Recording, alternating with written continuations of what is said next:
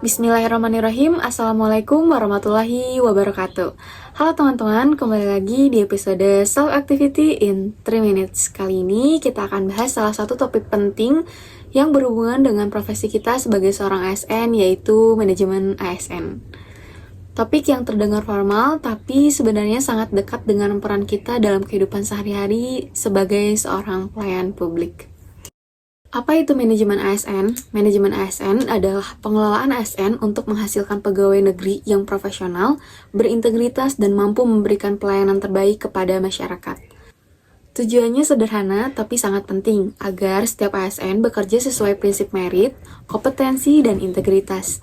Artinya, semua keputusan kepegawaian dari rekrutmen, penempatan, promosi, hingga pengembangan karir harus berdasarkan kualifikasi, bukan kedekatan atau kepentingan pribadi.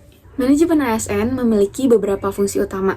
Yang pertama, perencanaan kebutuhan dan pengadaan pegawai, agar jumlah dari kualitas ASN sesuai kebutuhan organisasi.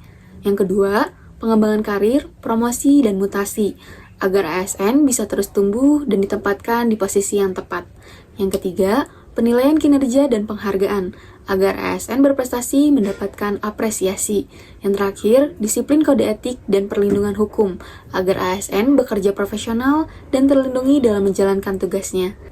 Intinya, manajemen ASN adalah sistem yang memastikan setiap ASN diberi kesempatan berkembang, tapi juga diberi tanggung jawab untuk menjaga etika dan kinerjanya.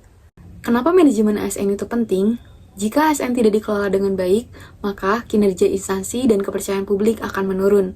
Dengan manajemen ASN yang baik, kita bisa menempatkan orang yang tepat di posisi yang tepat, meningkatkan motivasi kerja karena penilaian objektif, membangun budaya kerja yang profesional dan transparan. Jadi, manajemen ASN bukan hanya sekadar administrasi, tapi bagian dari upaya besar untuk memperkuat birokrasi Indonesia.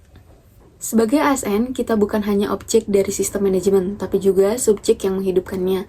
Kita memiliki peran penting untuk menunjukkan kinerja terbaik, menjaga disiplin dan berintegritas, terus belajar dan berinovasi, membangun citra positif ASN di mata publik. Karena pada akhirnya, keberhasilan manajemen ASN tidak ditentukan oleh sistem di atas kertas, tetapi oleh perilaku dan komitmen kita di lapangan. Manajemen ASN adalah fondasi dan birokrasi yang kuat. ASN yang profesional, kompeten, dan berintegritas akan membawa pelayanan publik yang semakin baik. Mari kita jalankan peran kita dengan semangat berakhlak, berorientasi pelayanan, akuntabel, kompeten, harmonis, loyal, adaptif, dan kolaboratif.